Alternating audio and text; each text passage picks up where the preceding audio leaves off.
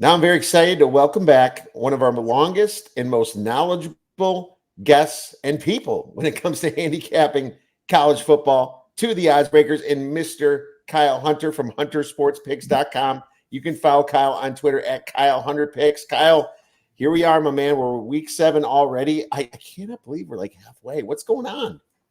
Man, it's good to talk to you, Kiev. Always nice to chat some football. And man, I can't believe it's like halfway over. Where does this time go? Like we look forward to it all the time for like the summer leading up to it, and then it just absolutely flies. Oh, it does. It does. It's pretty soon. Holidays are coming. I already put my things or my Halloween stuff up, so maybe scare some neighbors or something. Hopefully, I don't scare anyone with my picks this week. College has been up and down, and having an okay year. I'm a little down in college. I'm up in the NFL, kind of sitting pretty good though. I'm still up as a whole, and we want to keep it that way, Kyle. And that's why we bring in the heavy hitters like yourself, long friend of mine, and I do appreciate all the time you put into it, man. It's great to have you back. Absolutely, it's great to be back, Kiev. I always have fun chatting with you.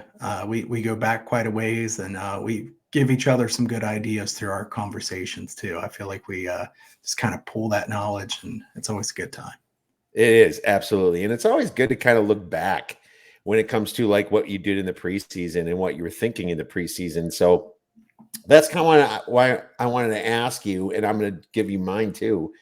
A couple teams that you were wrong about from your preseason notions, and there's a few. I have more than a few probably, and just wanted you to like throw maybe two teams out that you were wrong about, and maybe why, and what your thoughts are on those teams. Well, I'm going to give you three. I'm going to give you a bonus here. We'll go three on each. First, UTSA. I bet over 7.5, pretty big for season win total. I don't think they're going to get there at this point. Frank Harris has been injured, so to be fair, it hasn't gone as smoothly as what you thought it might. But I think the Roadrunners are probably in a little bit of trouble. They're not as good defensively, the secondary, as what they have been in the past few years. I think UTSA, it's a team I've had to downgrade in my power ratings because I had them too high to start with. That's one. Two, Pitt.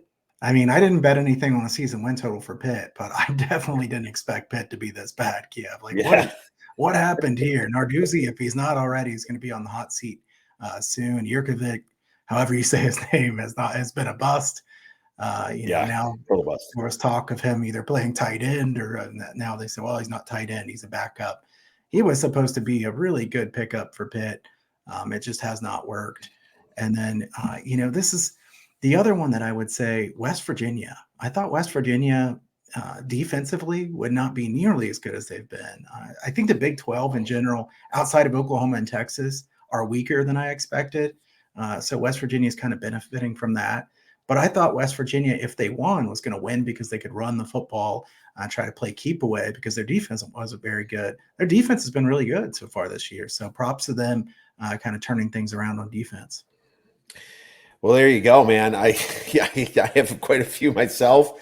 And it's great to do this exercise, and kind of goes to show you, no matter how much research you put in, sometimes you're going to be wrong about some stuff. I think the goal is to be right over 55% of the time, and you're doing well in your season win totals. Let's face it, we do a little bit more juice on our season win totals at times.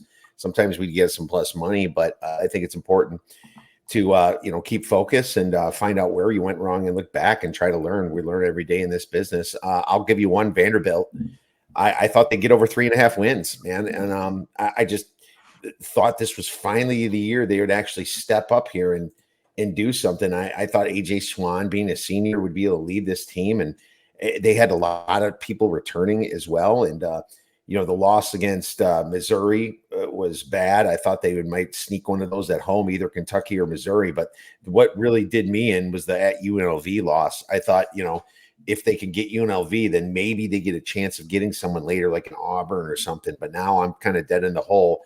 Georgia at Ole Miss, Auburn at home, at South Carolina, and at Tennessee. There's no chance they're going over 3.5 now.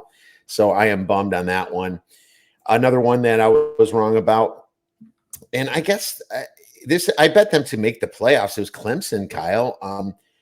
Dabo Swinney, I just thought, when people were down on him, it's time to kind of look back at him. And it's kind of, he's falling just flat on his face, not adjusting to the recruiting and the way that you have to pay players with NIL and the transfer portal and things like that. And it's really showing here. That first loss against Duke, I knew I was toast. And then the ugly loss against Florida State, where he just kind of gave up the game. You just wonder how this team's going to keep going throughout the regular season. So that's another one I was definitely wrong in. There's still there's still a few other ones that are pending. I had LSU over 9.5. So that one, if they don't beat Alabama, I lost that one as well. So I'll give you 3 of them that I was wrong about. But hey, we also got to talk about what we were right about, Kyle. So why don't you give me a couple that you were right about so far, at least? I know we don't want to jinx anything, my friend. Oh yeah, we're always got to be a little bit superstitious. I mean, if you're a sports bettor, you have to at least be a little bit superstitious. Yeah. Minnesota under 7.5 season wins for me. I knew they were down a lot defensively. Rossi's a good defensive coordinator, but Minnesota is not nearly as good as they've been the last few years. The offense isn't great. The defense can no longer just completely carry the day. We've seen now enough evidence that Minnesota is not a good team. I mean, how did they blow that game against Northwestern? And then, Michigan is Michigan, obviously, but they gave them a good thumping there at Minnesota. Not a good team. San Jose State, not a team that I necessarily was wanting to bet on or against, but a team that I had as a team I wanted to bet overs with this year.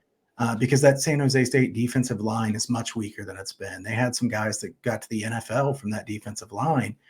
No longer could they just dominate on the defensive front. Chevin Cordero is still a pretty good quarterback. The offense is not bad. The defense no longer even close to as good as they were. So have hit a couple overs on San Jose State. I think you might have done that too as well, Kiev. So that I wish I had taken more of them because they've had a lot of overs so far this year, but have hit a couple of those.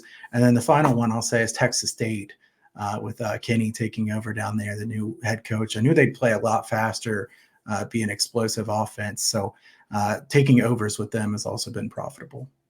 Oh, nice. I'm glad that you jumped on that. There are some teams that have been playing faster, have not been coming through in the over too. So you just get some of those teams, or you can say South Florida, Old Dominion, a couple of those have been kind of burning me up a little bit, but at least we got a lot of the pacing ones correct. Your usual suspects, like, your Air Forces and things like that, your Iowas are always dead under teams. So people have been cashing those. So that's always good.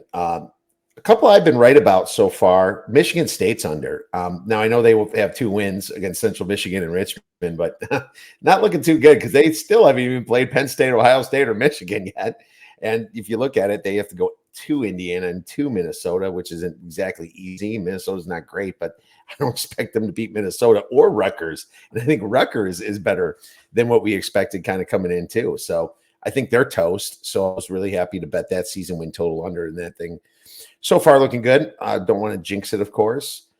Another one that I was here's one that I was worried about, and I still maybe should be worried about, but it's looking a little bit better after last week, is Oklahoma State. I went over 6.5 for plus money. I know there's a lot of people going under on that, but they have a few wins now, and you see with teams like TCU and what's going on with them. I mean, they're 3-2. Oklahoma State, but they can beat actually they don't even play TCU, but they possibly could get Kansas this week. It's a short spread. They got Cincinnati at home. At UCF is a little shaky. Houston's a much worse team than we thought, and they got BYU at the end, so I could definitely see 4 wins coming in their future to get me over that for plus money. So I'm cautiously optimistic with that one, but I'm kind of hoping that it comes through. So we'll see. We'll see on that one, my man. So a couple other ones still pending out there as well. I do have Georgia Tech's under, but man, I don't know how the heck they beat Miami last week. Mario Cristobal. What are we doing? I think I pounded on him enough this week, but man, it's just I just had to bring it up one more time because I can't fathom having 20 against the 6 in blackjack and hitting to try to get 21. Does that make sense? Yeah, it's crazy. Yeah, and this is the second time he's done it, Kiev. How do you not learn from the first time when he was at Oregon and didn't take a knee and lost the game? To me, that's the biggest issue is if you have this happen once, there's no way you can let it happen again. Somehow he did. Yeah, absolutely. I'm still I'm still hopeful for Georgia State to win the East at plus 1,200 of the Sun Belt. They don't even have to win the Sun Belt, just the East. I know it's going to be between them and maybe Georgia Southern now. So kind of cross my fingers on that future, but there's a few out there that I'm still hoping to hit here. But good stuff, man. Let's move on to the next question here. And I'm curious your thoughts on totals this year. Now, we talked about it preseason, and I could go pull up the numbers, but how has it affected so far with the rule change now that we're 6-7 weeks in of the clock not stopping on first down? Yeah, this has been a really fascinating thing to keep a tab on because before the season, you and I talked, Kiev, about how you could see everybody on your, Twitter or X timeline or any kind of social media saying, well, unders are going to be free. Here comes the unders. As soon Yeah. as everybody thinks that, it's usually not a great idea.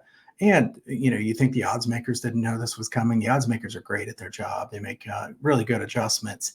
Let's look at what they are so far this season. 218 overs, 208 unders. So 51.2% overs. Kiev, the over's done pretty well the last few weeks here. So it's kind of been, the adjustment has been made. And we've even had some weather unders that kind of kept the games under the total in some of the others. And yet the over has done pretty well.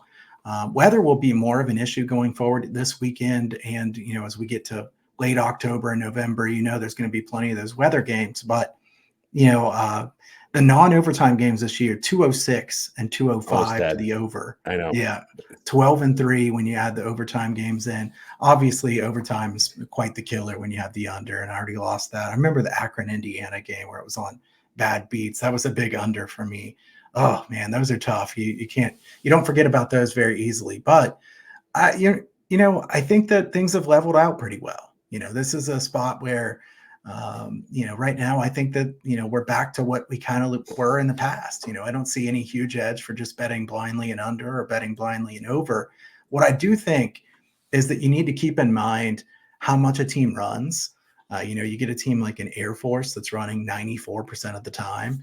If they keep running at that kind of rate, that clock is really going to tick with no first down stoppages. We've seen some pretty big differences in some of these teams' time of game, length of game. Now, I don't want to get on a tangent, Kiev, so I won't say too much, but there are a lot of TV ads that have been added in that really make it to where we're not getting too much quicker games. And I'll just say personally, that's the real reason why they did it, buddy. Right. And if you want to say, what would I want? I don't want less football. Why would I want less football? So, I don't love the rule change. I understand why it was made, but really, we get a lot more advertisements. Having said that, I think a team that runs consistently, you're going to see some of those really quick games. I think that will affect the totals more than one of the high octane, fast paced teams that are throwing it around a lot. So keep that in mind. I don't have any, hard data to say these teams that run at this percentage have gone under at this, but, intuitively it makes sense that I think that will continue to be the case a bit more, but adjustments are made. I think it's been, it's a case of the market is efficient. Everybody knows that these rules are coming out. I think the under did do pretty well in the first week or two. And we saw the first half under do better than the full game under for a good while. And now it's kind of leveled off. They're about the same. Absolutely. And I think I had an epiphany a few weeks ago. I'm like, why are these replays still taking so long? You can get an eye in the sky guy. And then I'm like, oh, duh. These replays are purposely long so they can fit more commercials in and stop the timeouts. Right. And that's what they've been doing as well. And that's just an absolute FU to the fans pretty much of the sports. Like, you do not need the same guy to look at his play 100 times, but you're seriously trying to make this about ad revenue. Come on, guys. There's a lot of issues to figure out. And I don't want to go down that road too much either, even though I do go down that road too much. But either way, I think that the top totals, though, like if you look at Oregon versus Washington, and we're going to discuss that game, it's 67 and a half. I think last year that would have been 72, 73 in this situation. I know it might be a little bit of rain, but, I'm noticing the larger totals are a little bit lower than like the 40s or the 50s totals. I think they went down maybe 2 points or so due to this, but it's just as you go up higher because of the clock stoppage, it's actually affecting it more. Kyle, is that fair?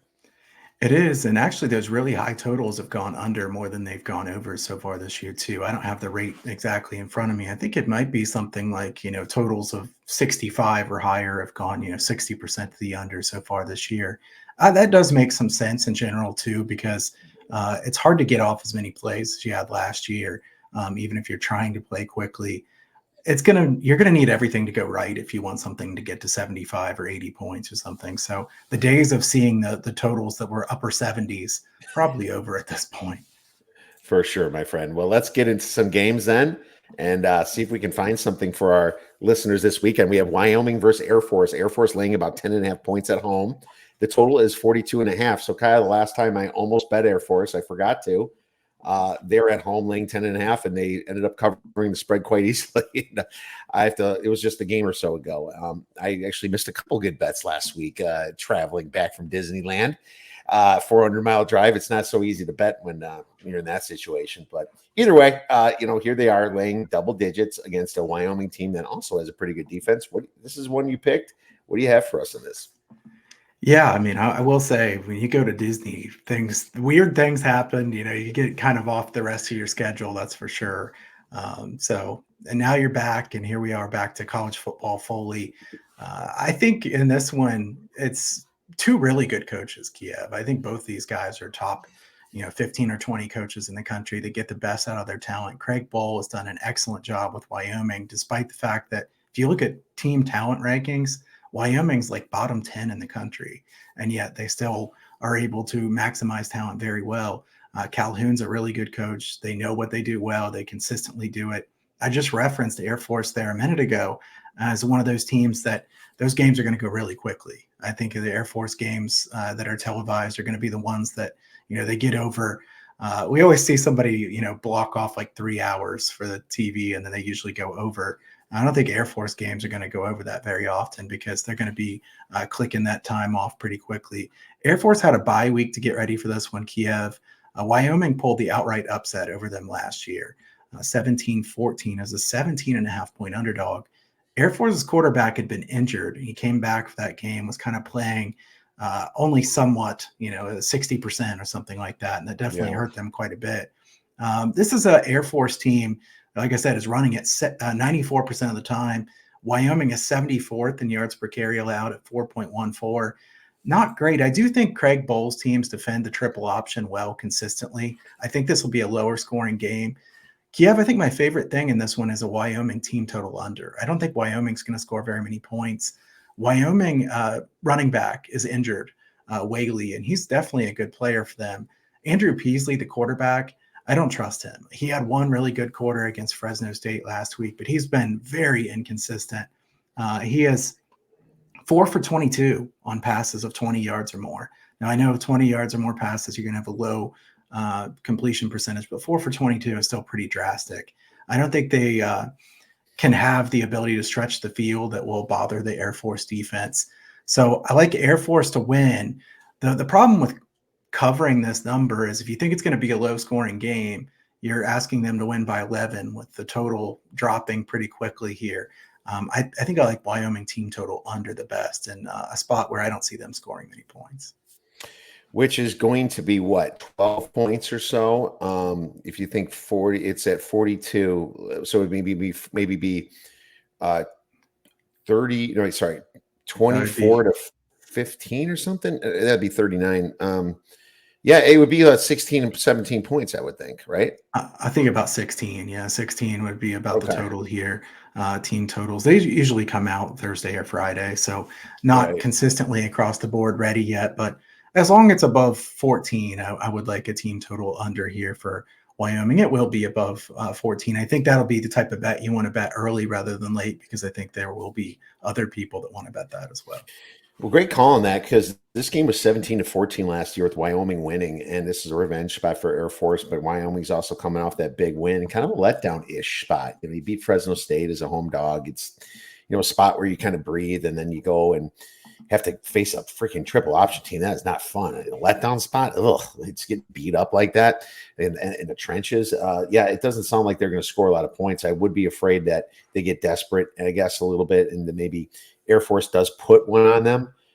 But man, Wyoming's defense has been good. I'm kind of liking the under 42.5 too. I'm not gonna lie. Same. I don't think that either team's going to get a lot. And I do respect Craig Bull against triple option. Just like you said, you kind of nailed it, man. I agree with everything you said there. And under city for me, some unders are just, even though they look really low, they're not nearly low enough. We can go to our college basketball days to talk a little bit about that with like UAB and some of those slow playing college basketball teams. So that's interesting. Well, cool. Let's move on to the next game. And I picked this one. We'll get you going with my Badgers here. And they're facing Iowa. And I would argue that maybe this is their second best rivalry under Minnesota. I think Minnesota is the rival by default, but these two teams hate each other as well. But the Badgers are laying 10 points with a total of 36, Kyle. That is... What the heck is that? That's almost, it was 17-3 or something, 17-7. Is that what you're saying? Those are like all within the realms of possibility here. Now, here's my problem with Iowa, and they're so hard to bet sometimes. They could lose to anybody, literally anybody. I mean, it could be New Mexico State and just have a bad couple screw ups on defense, and they just have no offense. But at the same time, they can beat very good teams because how many times has Iowa won a game, Kyle, while being outgained on offense? How many times? Probably more often, probably more of their wins the last 2 or 3 years, they've been outgained in, which is just mind-boggling. But they do it with field position. They have the best punter in college football. He loves to just nail it and just sandwich that thing on the 2-yard line. That's going to happen. And then he forces people into bad situations because that defense just sucks them up and causes interceptions. They get a lot of field goals. But Iowa's offense is also horrible themselves, ranking 132nd in success rate, like literally second to last in success rate. Iowa, but what the heck, man? That's just a bad stat. And I don't think Deacon Hill's that good of a quarterback after they lost their starter this year, right? He's like 2 touchdowns and 2 interceptions, I believe, or something pretty low. I'd have to relook at it, but Deacon Hill is not as good as McNamara. But here's the problem with Wisconsin. If you could tell me, Kyle, that their turnover margin is going to be equal in this, Wisconsin wins 10 to 14 points. If you can tell me that, I don't believe that's going to happen because Tanner Mordecai, he's tend to throw some picks and get baited in a situation. That's what Iowa's defense is. 3 TDs, 3 interceptions so far. I can't trust them. If Fickle's smart, he plays the field position game against them. It's almost like you almost want to punt at the 50. It's like, I actually want to punt. I'm going to punt on first down just to pin you down there so I can get a couple field goals. It's a crazy way to look at it. But I think that's really the sauce to beat such a good defensive team like Iowa. Now, Wisconsin's defense is okay, Kyle, but it's not as good as it was in past years. They give up over 5 yards per play, and they've played some weaker competition. So that worries me. Your Buffalo, Georgia Southern. Georgia Southern is actually pretty good, but they played some weaker competition. Like I said, this is not bettable for me because I don't know what the turnover margin is going to be. If I knew it, I'd play it. But my number is 8 via power rating wise. I have Wisconsin by 8, so I'm going to lean to Iowa. What are your thoughts? Kiev, I saw the line movement here just in the last few minutes that the total's getting bet down from the 36. I see some 34.5 showing up. I mean, 34.5. This is like an academy total, like service academy. They're ignoring Air Force and betting this under. Wow, that is amazing. Who wants to bet the over? I mean, I'm not rushing to bet the over. I'll tell you that. Iowa finds ways to win games, like you said. Special teams, they're going to force defensive plays where they score on defense. They're going to return punts for a touchdown, block a punt. You never know how they're going to win a game. They find a way to do it. But remember in the preseason, Kiev, when Iowa was going to have this new offense and Brian Ferentz, they've had this, here we go, this is going to be completely different. It turns out it's all the same. There's been no change at all. It's still the same old Iowa offense, 132nd success rate, same old. And yet, the Iowa defense, even though they lost quite a bit, still really, really good. Every single year they do the same thing. They're 7th in yards per play allowed. They have given up only 9 plays of 20 yards or more.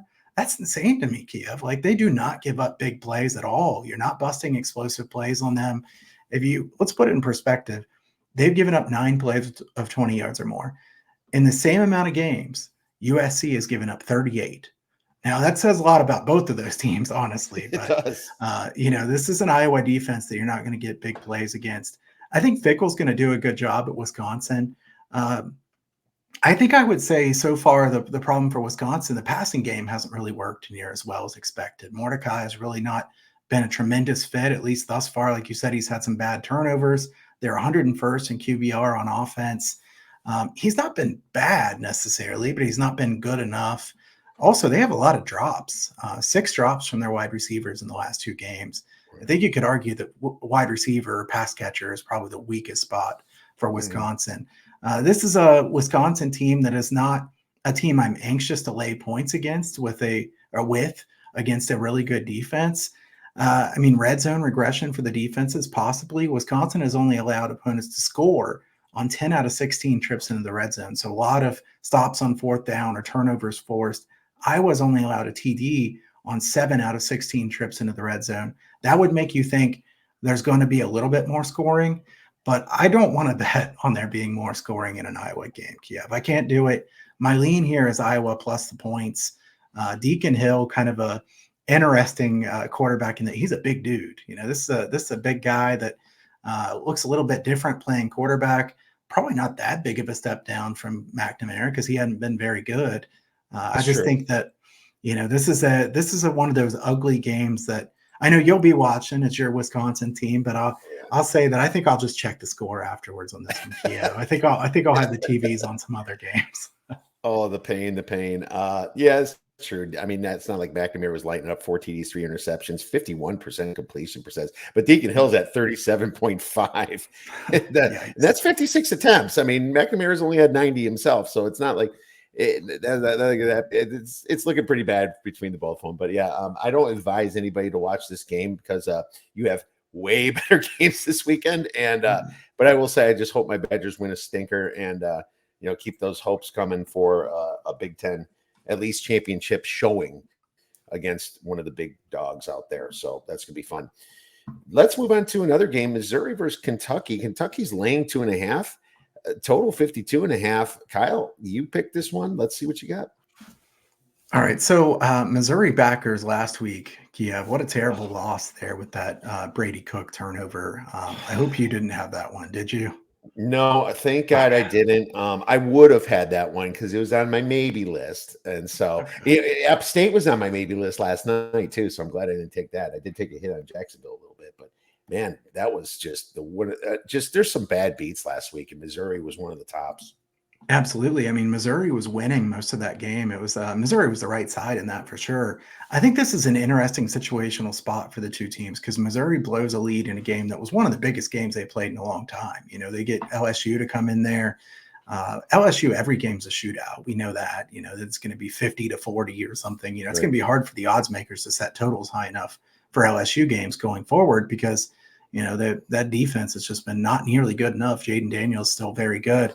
Kentucky gets absolutely drubbed by Georgia. I knew that Georgia was going to have one of these games at some point. I didn't know when it was going to come.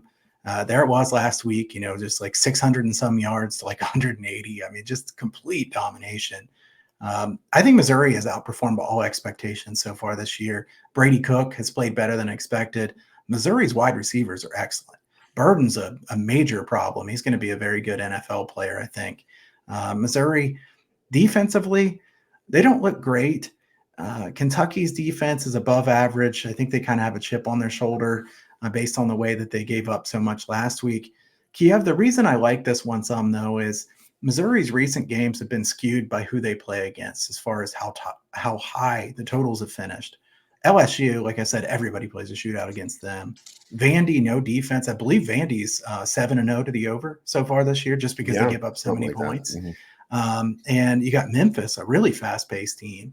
So here, Missouri goes and plays a team in Kentucky that plays completely differently. They don't play fast. They want the lower tempo game, lower scoring game. A little rain and wind in the forecast here for this one too. 18 miles per hour wind, gusts to 28 as this one's kicking off. So I'm going to take the under here with Kentucky and Missouri as my favorite play here. Look at that. The under 51.5-ish right now, right? Let's see if that's changed here. And yep, 51.5. All right. I get it. I get it. Kentucky's not going to want to get in a shootout with this team. And 51 is a key number. So that's what you want, is that hook right there if you're looking to bet this under with Kyle. Quietly, Missouri, I kind of have them might be as maybe the better team slightly. I have them so close power rating, to be honest with you. I don't have Kentucky has a massive home field advantage. I'm at the spread at 2.5, but if you look at just EPA margin, Missouri's is higher, 40th in adjusted EPA margin, with Kentucky's as 51st. Missouri's had the harder schedule on Sagarin, 74th to 120th first Kentucky, and finally Kentucky got tested against Georgia. And I don't know, God, was that a test? That was an embarrassment, man. I had line value with Kentucky last week at 17.5, and then I had closed at 14.5, and wasn't even sniffing it in the second half. They showed their true selves, and they're a good home team, and they're a bad away team. It's just kind of like the Florida situation that I talked about before on your Twitter Spaces. Missouri choked away that game last week, and it's tough that's got to be tough on the kids, but they're still 5-1. They still have a good quarterback in Brady Cook, and he's playing some good football right now. I didn't look at it much from a total perspective, but I understand the under. But they do have a lot to play for, and my number's on the number at -2.5. I think this could be a 2-point game or something, a very close game, and maybe not one that's a shootout at the end, just kind of one of those run the ball and hope for the clock to drop. So I get that. No play for me, but you're onto something maybe there with that under. Let's move on to the next game, Oregon versus Washington. And Washington's -3, and the total is 67. Now, Kyle, I picked this one, and this is maybe the most exciting game of the weekend if you like offense. So if you don't want to watch Wisconsin versus Iowa, maybe you wait and watch the Oregon versus Washington. And God, is this a night game? I got to check that again. It might be. I think it's 3:30 Eastern. Okay. Oh, 12:30. Yeah, it's on exactly when Wisconsin's playing Iowa. So if you're on commercial, do not switch to Wisconsin versus Iowa. Instead, go to Cal, Utah or something. No, that's kidding. This is awesome. I've been waiting for this matchup. I actually bet both of these teams to win the Pac-12 at 4-1, Kyle, a piece. Roughly 4.5 to 1, and maybe one of them before, because I just feel like one of these two teams are going to win. I'm glad I was kind of right about this. It's unfortunate that one's got to go down, but we'll see what happens. Number one and number two in success rates against each other, 8.81 yards per play for Washington, 8.06 for Oregon, Kyle. That is just fantastic. It's great football. But I had to take the dog here, and I could be wrong because it's freaking Bo Nix on the road here. It's not like something I've lost in this situation on Bo before, but that was his Auburn days, and he did not deserve to win that Texas Tech. That was the second worst bad beat, same situation, pick six that happened to Missouri this week against any Texas Tech bettors. But you got to look at the fact that Oregon, they're number one in adjusted EPA margin. Washington is 13th. So Oregon's got the nod there. Both of the strengths of schedules, Washington ranks higher, but I disagree. Washington played Arizona their first day without Jaden DeLora. It was their first time with Fika, their new quarterback. I just think that, it's hard to say that Oregon's strength of schedule is worse when, they played a hot Colorado team and just destroyed them. They had to go to Texas Tech. Washington went to Michigan State. I don't understand why Sagarin has them all off. I don't always agree with Sagarin in his strength of schedules. And this one, I don't. But this game could be one on the defensive side of the ball. And that's where I think Oregon has more talent. If you look at the recruiting rankings, Oregon's like average 10th the last 3 years or so, and Washington is 47th. Oregon's got more talent, and they have the higher ranked defense. Now, when you look at this, if you equal the strength schedules, you got the higher defense, you're going to grab 3 points in this situation. And unfortunately, you have to rely on Bo Nix, and Oregon's didn't show great on the road yet, but I just don't think that Washington's been truly tested yet either. I will say that I wrote this total down at 72 myself, and that's where I thought the market would be. This would have been one back in the day. I would have bet in the over. I don't know if I'm a little scared to with the clock and everything, but I'm going to still lean to the over on this. I still think this can be the most exciting game around, and I still think that this could be a fourth quarter, even if you're looking a little down, that you get 2 touchdowns apiece in a field goal or so per team to try to make this. And if, God forbid, if it goes overtime, you're in a good situation if that happens as well. Of course, we never bet for that, but I'm going to lean to the over, and I'm going to take Oregon +3 for 2 stars. I think this is a tough game to handicap because I mean, Oregon. I understand where you're coming from with strength of schedule. They have played 3 games against Portland State, Hawaii, and Stanford. So I mean, they've gotten to run up the margins in those games. So I guess that would be the argument for Oregon's strength of schedule being pretty low. Oregon will be the best defense that Washington's faced so far this year, though. This was a shootout last year, over 1,100 yards in the contest last year. Washington won at Oregon 37-34. Penix threw for 408 yards. I think Oregon's defense is better than last year, especially in the secondary. I will still say, though, that Kalen DeBoer with Michael Penix is scary on offense. I mean, they have a fantastic offense. I think DeBoer is one of the best coaches in the country as well.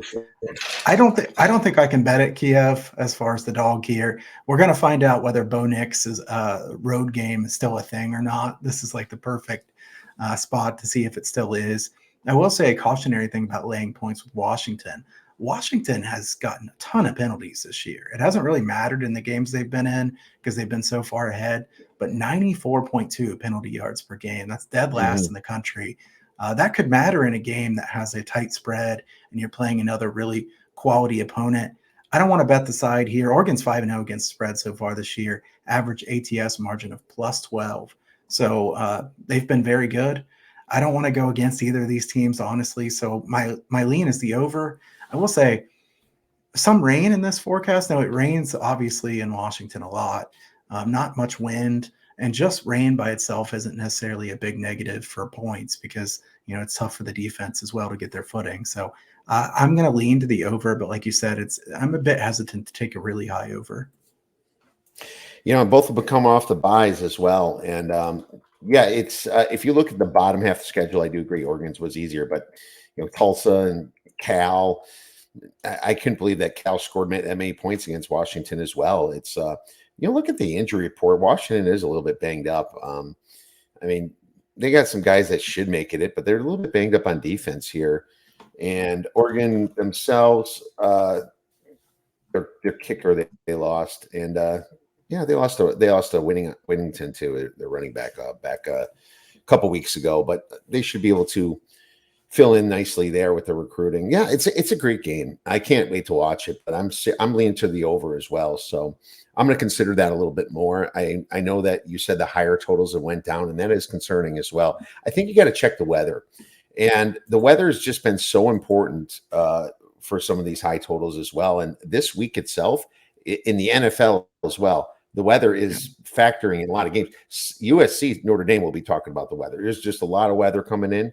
And I would be cautionary to bet on the passing team when there's a lot of wind, even a little bit of rain. So keep that in mind. 26 miles per hour winds for Iowa versus Wisconsin as well. So it looks like that's why that under has been still hit. It's like a big running game between Iowa versus Wisconsin. Who's going to win out on that? So it's a field position game.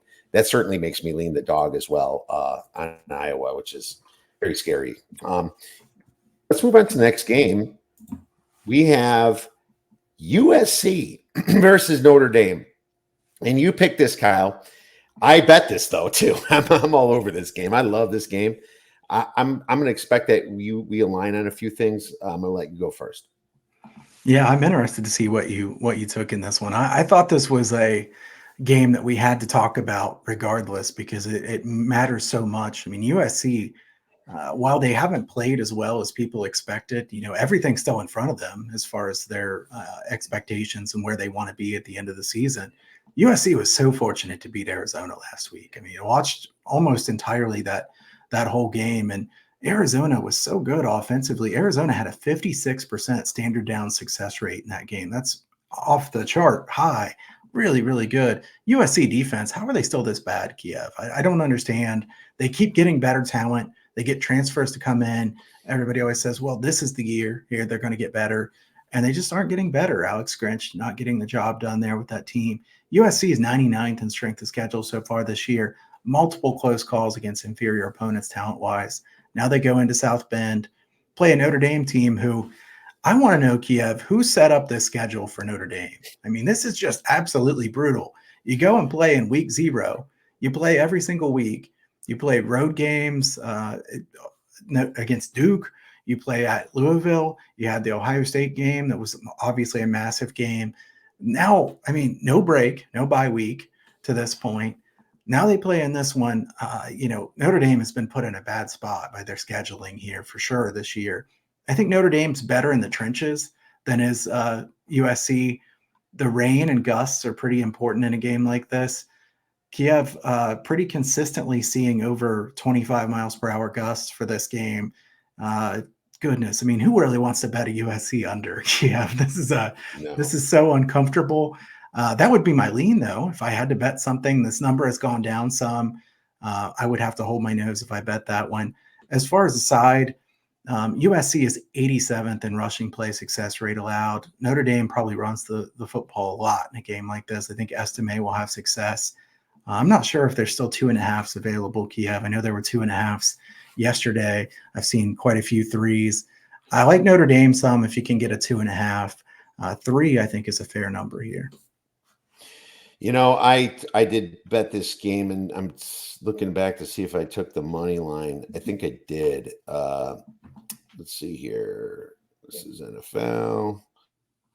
Took the money line at minus 128 on this just to be safe, And so, but I still like it at minus 2.5, and I'd give that out as a free play at minus 2.5. It's kind of siding. I just got a good number, It's minus 148 in a lot of books now, From a fan perspective, I'm bummed for Notre Dame. They just had that really rough schedule, like they said, and their athletic director might be getting replaced because of this. What a way to ruin a good team. Put them in, and who knew Jeff Brown would be this good too?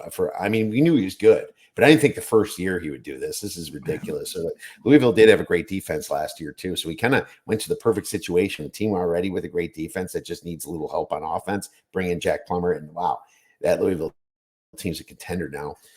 USC's defense, like you said, is horrible. They've given up over 100 points their last 3 games versus ASU, an injured Colorado team, in Arizona, man.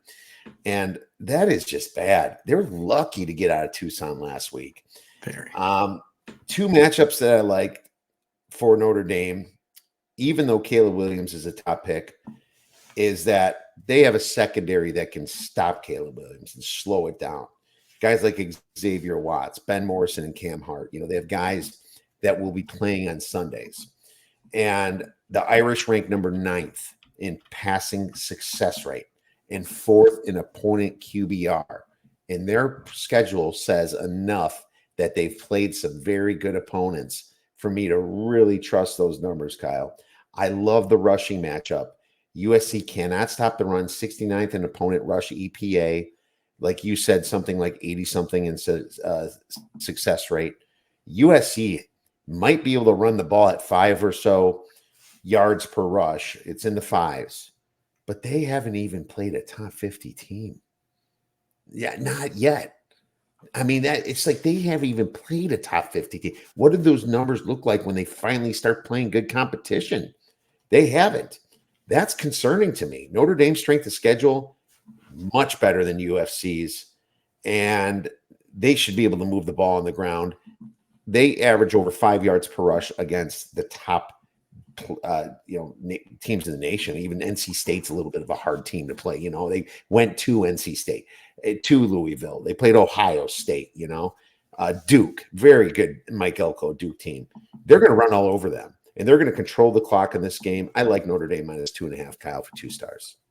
Yeah, I can't disagree. I think also if that weather does come the way it's been looking all week, that has to help Notre Dame. I mean, because they're the team that wants to run the football consistently. For sure. USC can't stop the run nearly as well as Notre Dame. So I think if that weather comes to fruition, that's another bonus there. It certainly is, my friend. Well, let's go to a little hodgepodge before we have to go. I swear to God I didn't set this up, Kyle, but I noticed that Purdue's playing a particular team this week. Oh my gosh! And there might have been something that about Purdue versus Ohio State, but Any prediction in this, baby? Kiev, you have too good of a memory about this. I knew I'd remember it, but I didn't know if you'd bring it up again. This has been several years now. I swear to God, I didn't ask you because of that. It just happens to. Maybe it was so subconscious. I don't know, but I gave you a little crap for it, and it was only because I wish I was Ohio State. I'm the Badgers. I don't win anything, but just know that those are the intentions. Well, I will say this, Kiev. Ohio State's offensive line has not been very good, and I went to the game last week when they played Maryland. So hey, they don't lose every game I go to, or Ohio State, but yeah, they did lose when we went to the game at Purdue. That was not the great anniversary trip for me and my wife, but Oh, no. the fact that they're going to Purdue again. Look, Kiev, they've had trouble at Purdue for many years. That wasn't the only time. You know, Purdue has knocked off a lot of top teams at home. They're the king of the upsets against those top 5 teams. Would it totally stun me if they did it again? It wouldn't completely stun me. I'm not going to pick it or anything, but I think Ohio State's probably not as good as a lot of people have them rated at this point. This is obviously coming from a Buckeyes fan. I think the Buckeyes offensive line is not getting enough push against Maryland. Maryland was stuffing them pretty consistently. Kyle McCord's a big step down, obviously, from CJ Stroud. Harrison's great. Stover's a good tight end. Igbuka's been hurt too, the wide receiver. That's a pretty big deal because he's one of the best number 2 receivers you'd ever get. So I think in this one, Kiev, I would lean plus the points on Purdue. I also would lean the under. This is another weather game, so I've seen this one flashing that's moving down. I don't know exactly. I think it's down to 49 or so. But Ohio State's a better under team than they've been in past years. They're not playing very fast. Their defense is better, not giving up big plays. So that would be my lean there is Purdue or under. Yeah, I agree with that. Purdue doesn't have the greatest defense. They just lost their best tight end to injury. They're kind of tricky against Wisconsin. Wisconsin went there for a night game, and Wisconsin was fortunate in some situations, I thought. Purdue should have scored more than they did. I was all over Purdue against Illinois, and that worked out really well. I avoided them last week. This just feels like another screw-up situation like Loxley did when going for it on 4th down 10 with 8 minutes left on the 17-yard line. You know, that killed my Maryland plus 19.5 by a half point. And it just feels it feels like that could happen again. This also feels like it could be a massive flat spotter for Ohio State because they have Penn State on deck. You know, it's like almost like a sleepwalking situation while Purdue's going to be ready to make that happen again for them or try to. I lean Purdue for sure plus the points. I just don't know if I have the gumption to take it again. I'm actually lower than Ohio State than the market is by a little bit for my power ratings. It's not by a lot, but it's by enough to be a little bit concerned about back in Ohio State. I think I have this game 16.5. And so, yeah, if you look at 17 as a real key number, then you're looking towards Purdue at the 19. But it's like I said, it wouldn't shock me if Ohio State blows them away. They know they could play better against Maryland, and Purdue's brand new coach. They have some issues themselves. Purdue's given up more points than they're scoring too. At home against Syracuse, even a team like that whipped them up pretty good as well. Fresno State beat them. This could just be when I'm really thinking how stupid I am if I back Purdue. So I'm not going to do it. But I would lean them, even though in that situation. Let's look at the Betfred odds screen and see what else is out there. Georgia Southern versus James Madison looks like a great game, Kyle. Yeah, good game. That's coming up Saturday, and it's a morning game. It looks like it's a -6. James Madison is -6. The total is 58.5. This number tells me that Georgia Southern should be taken seriously. James Madison, definitely, I would say the best program in the Sun Belt right now, but Georgia Southern is better than people think. And this could be upset city if James Madison can't stop the pass. I didn't look into this super deep yet. I'm going to dive deeper a little bit tonight. Any thoughts on this? Have you covered it anywhere else? Yeah, I haven't bet this game, and I don't know if I will, but I would take the points here with Georgia Southern if I had to bet a side. I think Georgia Southern has been consistently good enough. The only thing that's really stopped them this year has been turnovers on offense. If Davis Brent isn't throwing the ball to the other team, I think if Georgia Southern's going to stay in every game. Georgia Southern's defense is quite a bit better than it was last year when they were just giving up a ton of points trying to always win shootouts.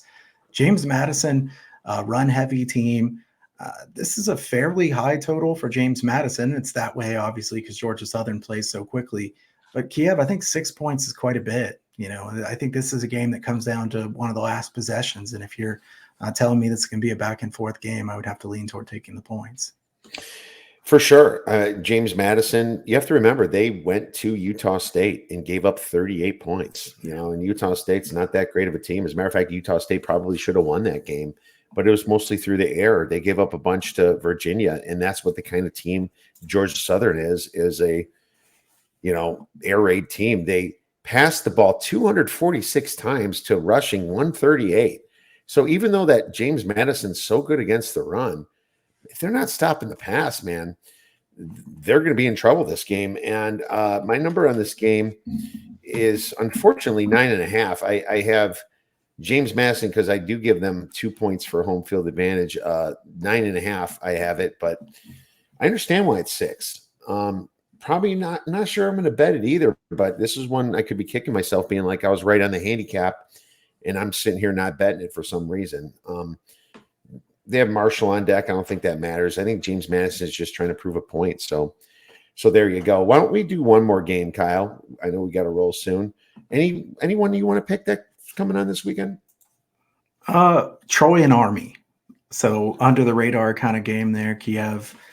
I'll give this as a free play of sorts here, Kiev. I like the under in this game. I think this was a 10-9 game last year.